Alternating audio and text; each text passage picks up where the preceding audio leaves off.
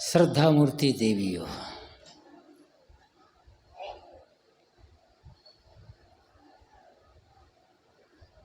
सदगुरु कबीर कौन थे बताने की आवश्यकता नहीं। उनके माता पिता कौन थे, उनका जन्म किनसे हुआ था बताने की आवश्यकता नहीं। उनकी जाति क्या थी, उनका वर्ण क्या था बताने की आवश्यकता नहीं। सदगुरु कबीर सबसे पहले एक मनुष्य हैं और मनुष्य के माता पिता मनुष्य होते हैं। मनुष्य की जाति मनुष्यता होती है, उसका धर्म भी मनुष्यता ही होता है। अब इतनी सी बात जो लोग नहीं समझ पाते वे कबीर पर बोलने का अधिकारी कहाँ से हो जाते हैं।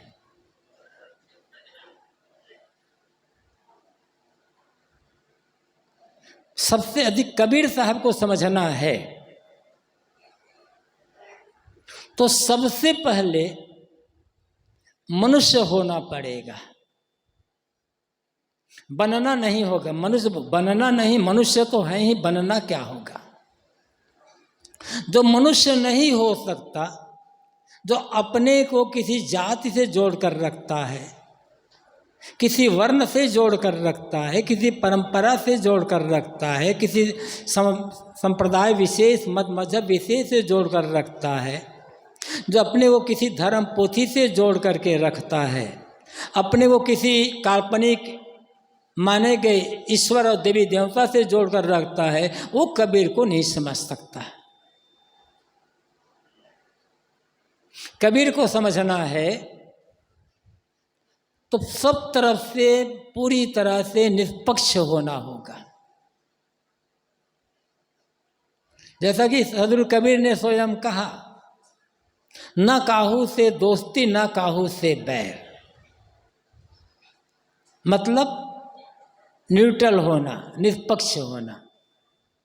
हम चिपक जाते हैं, या तो जाति से चिपकते हैं, वर्ण से चिपकते हैं, मजहब संप्रदाय से चिपकते हैं, किसी गुरु विशेष से चिपक जाते हैं, किसी समुदाय विशेष से चिपक जाते हैं, किसी परंपरा विशेष से चिपक जाते हैं। और जब चिपक करके समझेंगे कबीर साहब को तो उन्हें समझा नहीं जा सकता है। कबीर साहब को समझने के लिए स्वयं कबीर बनना पड़ेगा। उदार दिल तो चाहिए चाहिए। संकुचित हृदय रखकर कबीर साहब को समझा नहीं जा सकता।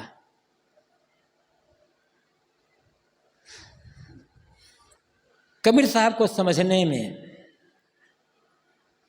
बड़ी भूल की गई है और साहित्यिक जगत में तो भयंकर भूल की गई है, और उसी भूल को बार बार रिपीट किया जा रहा है। किसी एक ने लिख दिया, बस अब लकीर के फकीर बनकर है, उससे अलग हट करके सोचने का ही नहीं है। किसी ने लिख दिया कबीर विधवा ब्राह्मणी के पुत्र थे। ऐसे महाशयों से ये पूछना है कि वो विधवा ब्राह्मणी किसकी पुत्री थी, किसकी बहू थी, किसकी पत्नी थी, किस उम्र में विधवा हुई थी, किससे ब्याही गई थी वो। इतना तो जानते होंगे ना वो लोग, कृपा कर देते ये भी लिख करके बता देते। अमुक की बेटी थी, अमुक की बहू थी, अमुक की पत्नी थी, अमुक उम्र में विधवा हो गई और इनके द्वारा गर्भवती हो गई, क्लियर बात आ जाती। लेकिन सड़ी हुई बुद्धि, सड़ा हुआ दिमाग कि ब्राह्मण का बेटा ही विद्वान हो सकता है, इसलिए जिस किसी पास से तोड़ ताड़ करके कबीर को विधवा ब्राह्मणी का बेटा बताओ। गैर हिंदू गैर ब्राह्मण तो कभी विद्वान और इतना बड़ा संत हो ही नहीं सकता। दूषित मानसिकता, दूषित मानसिकता अभी भी साहित्यिक जगत में खूब अच्छी तरह से चल रही है और इसको लिखा पढ़ाया जा रहा है बार बार।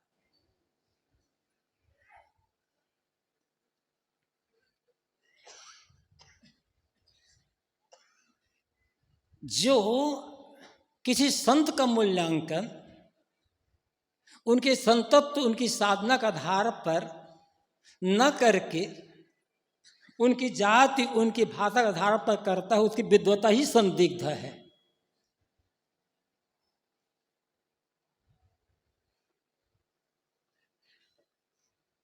भाषा से क्या मतलब? भाषा तो बदलती रहती है। भाषा का एक रूप कहाँ निर्धारित है? जिस हिंदी भाषा में हम बोलते हैं, कितना परिवर्तन इसमें हो चुका है, कितनी भाषाओं के शब्द इसमें मिल गए हैं। शुद्ध हिंदी कौन बोलता है आजकल?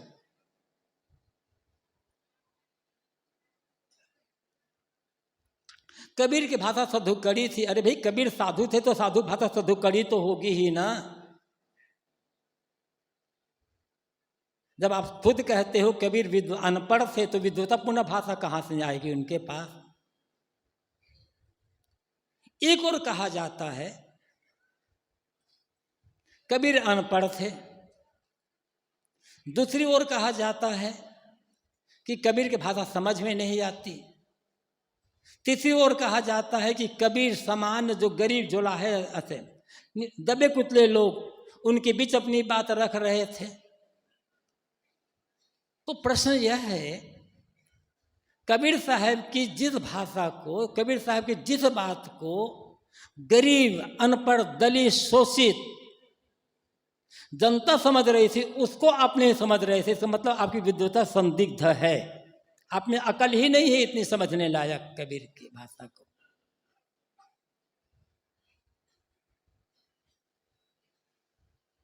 इसलिए मैंने कहा कि कबीर साहब को समझना है तो सबसे पहले सारा आवरण हटाकर, सारे मुखौटे हटा करके मनुष्य होना पड़ेगा।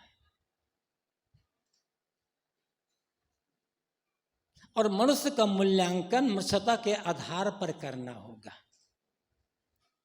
जितनी जातियां हैं सब काल्पनिक है, कृत्रिम है।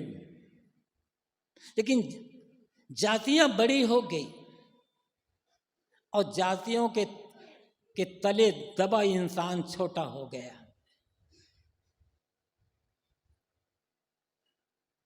हम इंसान को इंसान का समझ कहाँ पाते हैं? कोई मिलता है तुरंत पूछते हैं कि कौन दूध हो, कौन जाति हो, या नाम के आगे कोई टाइटल पे पूंछ नहीं लगाया आदमी ने तो उसकी पूंछ जानना चाहते हैं कि तुम पूंछ किसकी लगाते हो। उस नाम के आगे जो पूंछ लगा लिया जाता है उसके आधार पर कहते हैं हाँ, ये आदमी हमारा है कि पराया है, कि छोटा है कि बड़ा है। यहाँ इतने लोग बैठे हैं, क्या कोई बता पाएगा कि यह आदमी अमुक जाति का है, यह आदमी अमुक जाति, यह आदमी अमुक जाति का है? जो जानता ना हो किसी को इनमें से, वो बता पाएगा इसकी जाति। लेकिन बता तो सकता ना कि इतने इंसान यहाँ बैठे हुए हैं, इतने मनुष्य बैठे हुए हैं। कबीर साहब की सबसे बड़ी चिंता है सिर्फ इसी बात पर है कि इंसान को इंसान कैसे समझा जाए और इंसान के साथ इंसानियत का व्यवहार कैसे किया जाए। हम इंसान को इंसान कहाँ समझते हैं?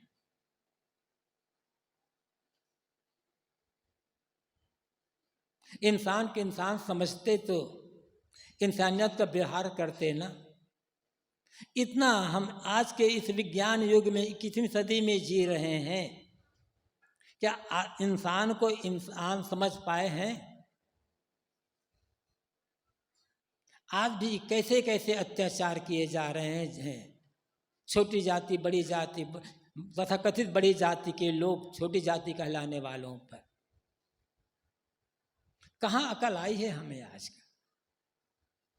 जिस बात को अनपढ़ कहे जाने वाले कबीर समझ रहे हैं, उस बात को आज का पढ़ा लिखा सभ्य कहलाने का दंभ रखने वाला आदमी समझ नहीं पा रहा है।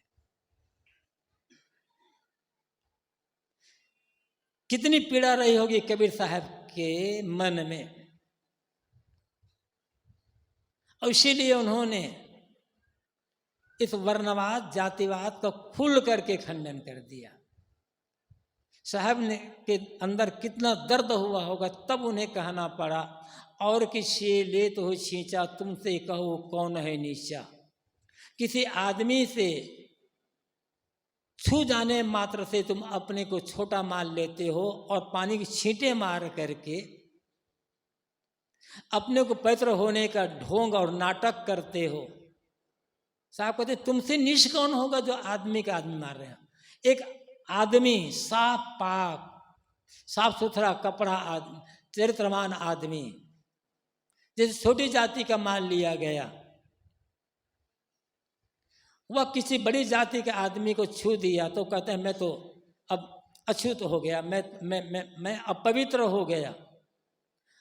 अब पवित्र होने के लिए क्या करेगा? वो पानी की छींटे मारेगा। पता नहीं पानी में कितने लोगों को थूक मिली हुई है, मछली में धरने टट्टी पे साफ किया हुआ है, वो पानी पवित्र हो गया। गंगा आदि नदी जो नदियां बहती है, कितने कितने लाश मिली रहती है पशु पक्षियों की, मछली मेढक और कितने जल जंतु के, कौन कौन नहा नहा कर उसमें थूके हैं, कपड़ा धोए हैं, क्या क्या किए हैं। वो पानी पवित्र है, किंतु आदमी अपवित्र है। अब इतनी सी अकल जिस आदमी के अंदर न हो, उसकी बुद्धि कितनी दयनीय होगी, उसके लिए क्या कहा जाए।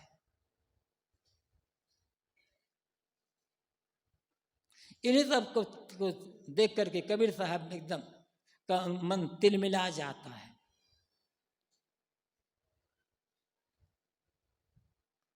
कम से कम हम जो कबीर साहब के विचारों को समझते हैं, कोई कबीर अनुयायी के पंथी अपने को कहता हो या न कहता हो, किंतु जो जिसके मन में थोड़ा कबीर साहब के लिए थोड़ा सा प्रेम होगा, और कबीर साहब के लिए प्रेम होने का अर्थ है मानवता के लिए प्रेम, वह व्यक्ति जाति के आधार पर किसी का मूल्यांकन तो नहीं करेगा कभी, उस चीज का भेदभाव तो नहीं रखेगा कभी। मानवीय प्रेम,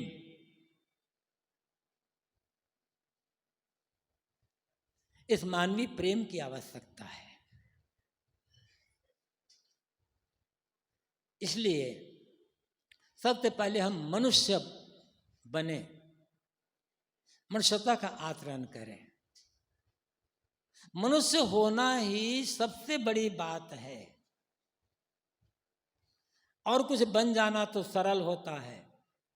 किसी का अवतार बन जाना सरल है, कुछ और बन जाना, जगत गुरु बन जाना सरल है, वो बन जाना सरल है, महामंडलेश्वर पता नहीं क्या क्या बन जाना सरल है। कठिन है मनुष्य बनना, मनुष्य होना। और मनुष्य से बड़ा कौन होगा इस धरती पर?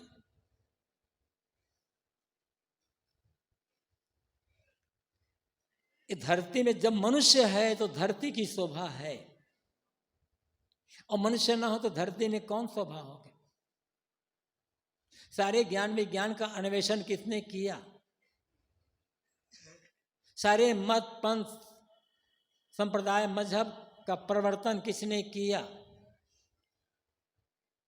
सारे जितने भी ग्रंथ माने गए हैं, जिन पर ईश्वरीय वाणी होने का मुलम्मा चढ़ा दिया गया है, उनको लिखने वाला बोलने वाला कौन है? तमाम देवी देवता की कल्पना करने वाला कौन है?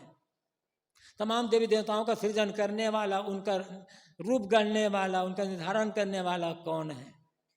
अति मानवीय कल्पना करने वाला कौन है? ये मनुष्य ही तो है ना। किंतु क्या सचमुच में हम मनुष्य का मूल्यांकन कर पाए, मनुष्यता को समझ पाए? कबीर साहब कहते हैं मनुष्यता को समझो। पहले आपको अपने उद्धार के लिए किसी को पुकारना नहीं, किसी के आगे नाक रगड़ने और गिड़गिड़ाने की आवश्यकता नहीं है। जो आदमी अपनी सत्ता और महत्ता को नहीं समझ सकता, जो आदमी बात बात में दूसरे का मुंह ताकता रहता है, वह आदमी क्या विकास कर पाएगा? कबीर साहब कहते हैं करु बहिया बला आपनी छाण बिरानी यास, जाके आंगन नदिया बहे सोकस मरे पियास। जिसके आंगन में नदी बहती हो वो प्यासा क्यों मरेगा? इसलिए अपने बाहुबल का भरोसा करो। बड़ों अपने से जो बड़े हैं वो भी मनुष्य ही है। उसे सब कुछ भी कहो, गुरु कहो, संत कहो, या अपने और उसको कोई आप नाम दे दो। कोई विद्वान है, कोई ज्ञानी है, कोई चीज है, लेकिन है तो मनुष्य ना। वे आदर्श हमारे लिए, हमें उनसे प्रेरणा लेने की आवश्यकता है, उनसे मार्गदर्शन की आवश्यकता है। मार्गदर्शन करने वाला कोई मनुष्य ही होगा। मार्गदर्शन लेने वाला भी मनुष्य, मार्गदर्शन करने वाला भी मनुष्य, किसी के आदर्श का अनुकरण करने वाले भी मनुष्य, और जिसको आदर्श माना जाता है वो भी मनुष्य। तो उससे तो प्रेरणा ली जा सकती है, लेकिन हम उनसे प्रेरणा न लेकर अपने कदमों पर न खड़ा हो करके बाहर पुकारते रह जाए कि कोई आएगा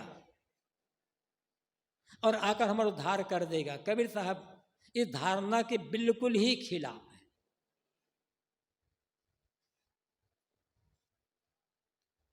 ये समझ लें, आपको छोड़कर आपको उद्धार करने वाला कोई दूसरा है तो आप जैसा मनुष्य ही है, आकाश से कोई उतरेगा नहीं। इसलिए अति मानवीय कल्पना करके भटकने की, उसे पुकारने की आवश्यकता नहीं है। इतना तो पुकारा जा रहा है बड़े बड़े स्पीकर लगा करके दिन रात। कोई सुनने वाला होता ना तो सुन लिया होता। अब तक सुनते सुनते बेचारे का कान ही बहरा हो गया होगा, तो सुनेगा कहाँ से वो? अब कोई आदमी अलग ईश्वर मान करके उसकी आराधना करता है भक्ति भावना के लिए, उसे उसके मानसिक संतोष मिलता है, मन में अच्छे संस्कार आते हैं, तो अच्छी बात है, कोई भी कर सकता है। लेकिन अपना बिना किए कोई कुछ कर देगा, साहब कहते हैं ऐसा कुछ होने वाला नहीं है। किसी को कुछ पाना नहीं है, जिसे पाना चाहते हैं वो पहले से प्राप्त है। इसलिए कबीर साहब का जो परमात्मा है, कबीर साहब का जो देवी देवता है, उनका जो उपास्य है, वह भी मनुष्य रूप में ही है, वह मनुष्य ही है। एक बात और याद आ गई, अक्सर कहा जाता है, पढ़ाया भी जाता है, लिखा भी जाता है कि कबीर साहब निर्गुणी धारा के संत थे और वे निर्गुण उपासक थे। बात न तो सर्वथा सच है और न सर्वथा गलत है, आधा सच आधा गलत। अब कोई बात आधा सच आधा गलत कैसे होगी? क्या कबीर साहब ने सगुन को नहीं माना? कबीर साहब जैसा सगुन उपासक मिलना बहुत मुश्किल है। बिरला बिरला होगा कोई कबीर साहब जैसा सगुन उपासक। लेकिन कबीर साहब का जो सगुन उपास्य है वो कोई चित्र या मूर्ति नहीं है। चित्र या मूर्ति तो निर्गुण है, निर्जीव है। उसमें जानने समझने का गुण नहीं है, बोलने चालने का गुण नहीं, खाने पीने का गुण नहीं है, प्रणाम करो आशीर्वाद तो आशीर्वाद देने का गुण नहीं, उन्हें ठंडी भी नहीं लगती, गर्मी भी नहीं लगती, भूख प्यास भी नहीं लगती। वो तो निर्जीव है, निर्गुण है वो। कबीर साहब का सगुन परमात्मा यहाँ सामने बैठा हुआ है। साहब इसलिए कहते हैं ना, आंख न मूंदो, कान न रूंदो, काया कष्ट न धारो, खुले नयन हंसे से पहचानो, सुंदर रूप निहारो। भगवान सुंदर रूप सामने बैठा हुआ है, इससे बड़ा सगुन और क्या होगा। और कबीर इसकी उपासना करने कहते हैं। उपासना का मतलब आरती करना नहीं है, केवल प्रशस्ति गान करना नहीं होता है। उपासना का मतलब होता है, भक्ति का मतलब होता है सबके साथ प्रेम, आदर, समता, एकता का व्यवहार। मानव मात्र के लिए यदि हमारे मन में प्रेम है, और जो बन सकता है हम मनुष्यता की सेवा करते हैं, तो इससे बड़ी सगुन उपासना और क्या होगी। लेकिन हमने क्या किया, भगवान को, परमात्मा को, देवी देवता को मनुष्यों से काट कर या तो ऊपर आकाश में शून्य में बैठा दिया, या फिर हमने किसी एक धार्मिक स्थल में बैठा दिया। अब हमारा परमात्मा या तो आकाश में रहता है या कोई धार्मिक स्थल में रहता है। सामने जो आदमी है ये तो राक्षस है, शैतान है, इनके साथ जितना दुराचार कर सकते हो करो। ये तो हो रहा है ना। निर्जीव की भक्ति और जो सजीव मनुष्य प्राणी है उनके साथ क्या क्या अत्याचार हो रहा है, बताने की आवश्यकता नहीं है। तो जो कहा जाता है कि कबीर साहब ने सगुन साकार को नहीं माना, ये कहना ही गलत है, लेकिन पढ़ाया जाता है यही सब। गुरु गोविंद दो खड़े काके लागू पाए, बलिहारी गुरु आपने गोविंद देव बिताए। ये गुरु सगुन है या निर्गुण है। गुरु तो सगुन है ना, साक्षात्कार। संत महंतो सुमरो सोई, काल फांसते बाँचा होई। ऐसे संत महंत का सुमिरन करो जो काल की फांसी बचे थे। संत और महंत सगुन है या निर्गुण है, साकार है या निराकार है। इसलिए मैंने कहा कि कबीर साहब जैसा सगुन साकार उपासक मिलना दुर्लभ। आप पूरी कबीर वाणी को अध्ययन करें तो पूरी कबीर वाणी के केंद्र में है, कोई है तो मनुष्य है। चाहे उसे वो भाई कहकर संबोधित करते हैं, कभी संत कहकर, कभी सुनो भाई साधु कह करके, कभी अवधू कहकर, कभी पांडे कहकर, कभी पंडित कहकर, कभी मुल्ला कहकर, कभी काजी कहकर, कभी अवधूत कहकर, कभी अभागा सुभागा कह करके, कुछ भी ले लो, पूरी कबीर वाणी के केंद्र में मनुष्य है। मनुष्य ही उपासक है और मनुष्य ही उपास्य है। उसे हम संत कहते हैं, गुरु कहते हैं, हमारे जैसा मनुष्य ही तो है। उसकी उपासना करने से कल्याण मिलेगा। निर्जीव की उपासना करने से कल्याण नहीं मिलने वाला, कोई रास्ता नहीं मिलेगा, बोध नहीं मिलेगा, हमारे प्रश्नों को उत्तर नहीं मिलेगा। पर हमारे प्रश्नों को उत्तर कोई देगा तो कोई सगुण साकार जीवित हमारे जैसा ही देगा। लेकिन ये तो नादान है, हमने तो आदमी को आदमी समझा ही कहाँ।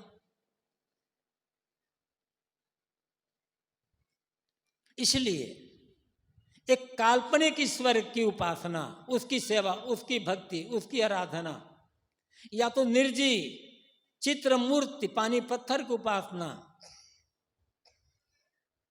और इंसानियत का तिरस्कार धर्म बन गया है। ये धर्म नहीं है, घोर अधर्म है। और धर्म किसी धार्मिक स्थल में नहीं है, धर्म आकाश पाताल में नहीं है। धर्म तो हमारे आपके जीवन में है। सुबह के सत्र में मैंने कहा था, धर्म का अर्थ है ईमानदारी पूर्वक अपने कर्तव्य का पालन। धर्म है नैतिकता, धर्म है सदाचार। जो आदमी जिस श्रेणी में है उस श्रेणी में का उसका जो कर्तव्य है उसका ईमानदारी से पालन करना। जीवन के जे सारे काम नैतिकता पूर्ण होना और जीवन का सदाचार पूर्ण होना, बस यही, इसी में ही धर्म समाया हुआ है। फिर पूजा पाठ अपने अपने ढंग से कोई करता है, करे, उसके लिए कौन मना करता है। लेकिन कर्मकांड में, पूजा पाठ में धर्म नहीं है। कर्मकांड और पूजा पाठ से, कर्मकांड, पूजा पाठ और धर्म का कोई संबंध ही नहीं है। बिना कर्मकांड किए, बिना पूजा पाठ किए आदमी धार्मिक हो सकता है और बिना ईश्वर माने आदमी धार्मिक हो सकता है। धार्मिक होने के लिए किसी ईश्वर को मानना जरूरी नहीं है। मैं ये नहीं कहता कि ईश्वर मानने वाला आदमी धार्मिक नहीं हो सकता, ऐसा नहीं है। ईश्वर मानने वाला आदमी भी धार्मिक हो सकता है, और जिसे नास्तिक लोग कहते हैं धार्मिक लोग, ऐसा नास्तिक आदमी भी महाधार्मिक हो सकता है। और कोई ऐसा भी हो सकता है जो ईश्वर को उपासक तो है किंतु जिसे धार्मिक नहीं माना जाता। कबीर साहब का जो धर्म है उस धर्म के केंद्र में ईश्वर नहीं है। क्योंकि मैंने कहा कि धार्मिक होने के लिए ईश्वर को मानना जरूरी नहीं है। और कई बार मैं कहा करता हूं, बिना माने, ईश्वर माने आदमी धार्मिक होता है, ईश्वर मानकर आदमी धार्मिक नहीं हो सकता। जैसा हम पढ़ते हैं, सच्चाई क्या है ये तो एक अन्वेषण का, गवेषणा का विषय है। उसमें भी निष्पक्षता की आवश्यकता है। लेकिन जो एक रूप समाज में दिया गया है और जो रूप आदमी के नस नस में प्रवेश कर गया है, उसी रूप के आधार पर मैं कह रहा हूं। चाहे आप वाल्मीकि रामायण पढ़ लो, चाहे आप रामचरितमानस पढ़ लो गोस्वामी जी का, दोनों के अनुसार लंकापति रावण चारों वेदों का प्रकांड पंडित है। वाल्मीकि रामायण में तो रावण को वेद विद्यावता स्नातक कहा गया है और शिव जी का परम पुजारी, पक्का भक्त है। गोस्वामी जी ने भी लिखा, उत्तम कुल पुलस्त करनाती, शिव बिरंची पूजे बहु भांति। घोर ईश्वरवादी है, ईश्वर का बहुत बड़ा भक्त है रावण। लेकिन भारत में आज कोई रावण जैसा धार्मिक कहलाना पसंद नहीं करेगा। किसी को पूछो, कह दो कि तुम रावण जैसा धार्मिक बनोगे, कह के मेरा अपमान कर रहे हो क्या? आज भारत में कौन रावण को धार्मिक मानता है? ईश्वर तो मार रहा है रावण, लेकिन कम से कम उत्तर भारत में लोग रावण को धार्मिक तो नहीं मानते। दूसरी ओर तथागत बुद्ध ईश्वर की सत्ता का खुल करके खंडन कर देते हैं, इंकार कर देते हैं, महाधार्मिक है। बुद्ध और महावीर जैसा धार्मिक हो जाए तो देश का काया पलट ही हो जाए। कबीर साहब भी ऐसे ईश्वर की बात नहीं कहते हैं, लेकिन धर्म की बात वे कहते हैं। इसलिए मैंने शुरू में कहा था, कबीर साहब को समझना है तो निष्पक्ष होना पड़ा। न तो ईश्वर का पक्षपात, न देवी देवता का, न गुरु का, न परंपरा का, किसी का पक्षपात नहीं होना चाहिए।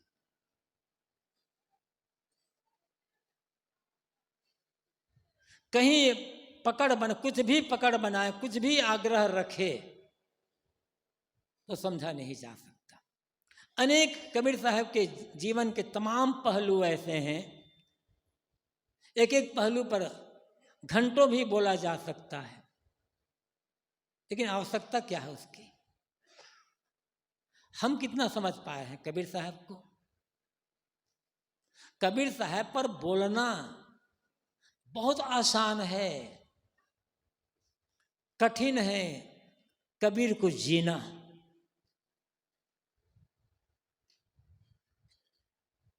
क्योंकि डर है हमें, हमारे मन में, कबीर को हम जिएंगे, कबीर पथ पर चलेंगे तो कौन कौन नाराज हो जाएगा। आज कुछ भी करने, कुछ भी बोलने के पहले हम सोच लेते हैं हमारे करने से, हमारे बोलने से अमुक अमुक लोग नाराज तो नहीं हो जाएंगे। स्वार्थ हमारा बहुत, हम आज जो कुछ भी जब बोलते हैं उसमें भी, करते हैं उसमें भी, सोचते हैं उसमें भी, सेंटर में रहता है हमारा माना हुआ भौतिक स्वार्थ। हमारे स्वार्थ में, हमारी सुविधा में, हमारी प्रतिष्ठा में, हमारी धन दौलत में कहीं कोई आंच नहीं आना चाहिए।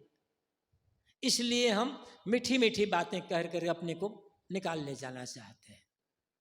कबीर साहब ने ऐसा नहीं किया। जिसे कुछ भी खोने का डर होगा, कुछ भी खोने का डर, चाहे वो खोना धन दौलत के लिए हो वो डर, चाहे वो डर प्रतिष्ठा खोने का हो, चाहे वो डर अधिकार खोने का हो, चाहे वो डर पद खोने का हो, चाहे वो डर सुविधा खोने का हो, ऐसा व्यक्ति कबीर साहब को नहीं समझ सकता और कबीर को जी नहीं सकता।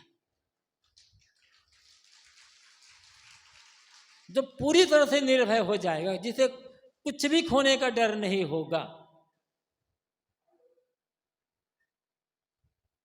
जिसका कोई अपना एक व्यक्तिगत स्वार्थ नहीं होगा,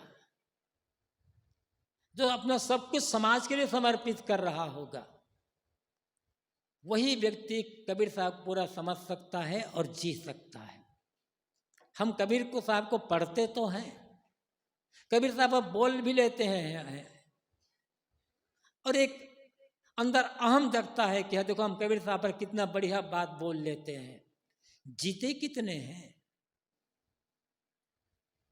आवश्यकता कबीर साहब पर बोल पाए या न बोल पाए, कबीर साहब को समझने की और कबीर साहब को जीने की, कबीर साहब को आत्मसात करने की है। जिस मैंने कहा कुछ भी नहीं, केवल दो बल चाहिए। कबीर साहब के पास क्या क्या था? न जाति बल, न वर्ण बल, न परंपरा का बल, न धन बल, न विद्या बल, न बुद्धि बल, न तो किसी मजहब संप्रदाय का बल, न किसी ईश्वरी वाणी का बल, न किसी अवतार पैगंबर का बल, कुछ तो नहीं था कबीर साहब के पास। सारे बलों से हीन थे कबीर साहब, लौकिक दृष्टि से देखेंगे तब। लेकिन चौराहे पर खड़े होकर डंके की चोट पर कहते हैं, बेमुरवत कहते हैं, डरते नहीं हो। क्यों? क्या था कबीर साहब के पास कि एक गरीब जोलाहे के घर झोपड़पट्टी में पला हुआ एक बालक, जो सब सारे प्रकार के भौतिक से वंचित है पूरी तरह से, इतना दहाड़ करके कहते हैं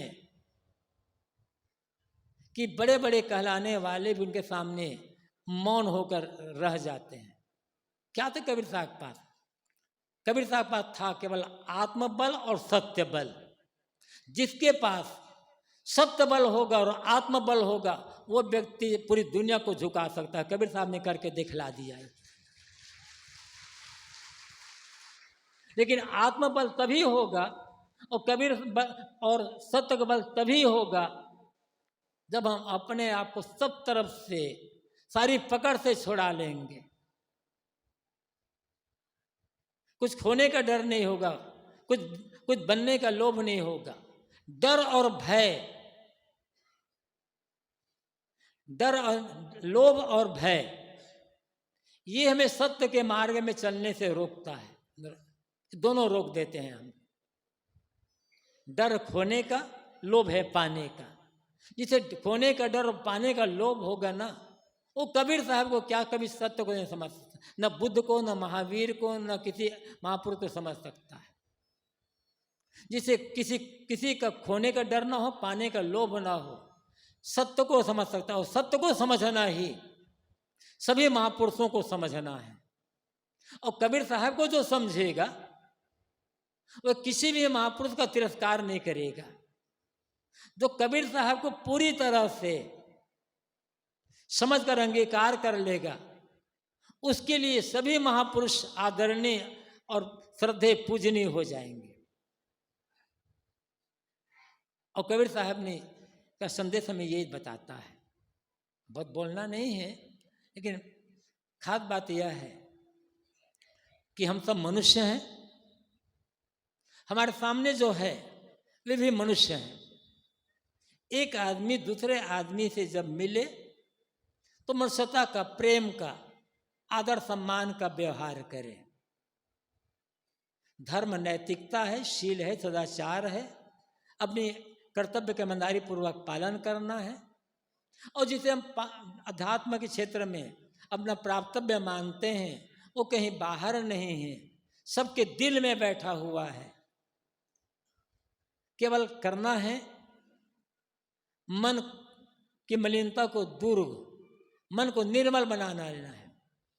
मन निर्मल हो गया तब जिसे पाना चाहते हैं उसकी अनुभूति हो जाए। पाना कुछ है नहीं, मिला मिलाया है पहले से।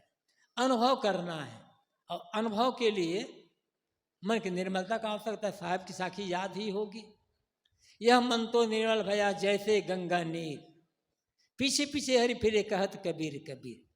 ये कहने का तरीका है। निर्मल मन में ही वो पूर्ण आत्म शांति, आत्म तृप्त, आत्म संतुष्टि का अनुभव होगा। और यही कि आप उसे ब्रह्म का पाना कहो, ईश्वर का पाना कहो, खुदा का पाना कहो, हकबीनी निर्वाण का पाना कहो, आत्मा का पाना कहो, ये सारे शब्द हैं, इनमें उलझने की आवश्यकता नहीं है। बिना मनुष्यता, नैतिकता और मन की निर्मलता के सत्य का बोध हो नहीं सकता, और मन में परम शांति, परमानंद का अनुभव हो नहीं सकता। कबीर साहब की वाणियाँ हमें इसी संदेश देती है। पढ़ना है, सुनना है, मनन करना है, और मनन करके आचरण करना है, तो निश्चित ही हम कबीर साहब के अनुयायी हो सकते हैं। और उनके वाणियों को जीना ही उनके प्रति श्रद्धा सुमन, श्रद्धांजलि अर्पित करना होगा। थोड़ी चर्चा इस संदर्भ में मैंने की। आप सबको बहुत बहुत धन्यवाद। अपनी वाणी को यहीं पर विराम। बोलिए सद्गुरु देव की जय।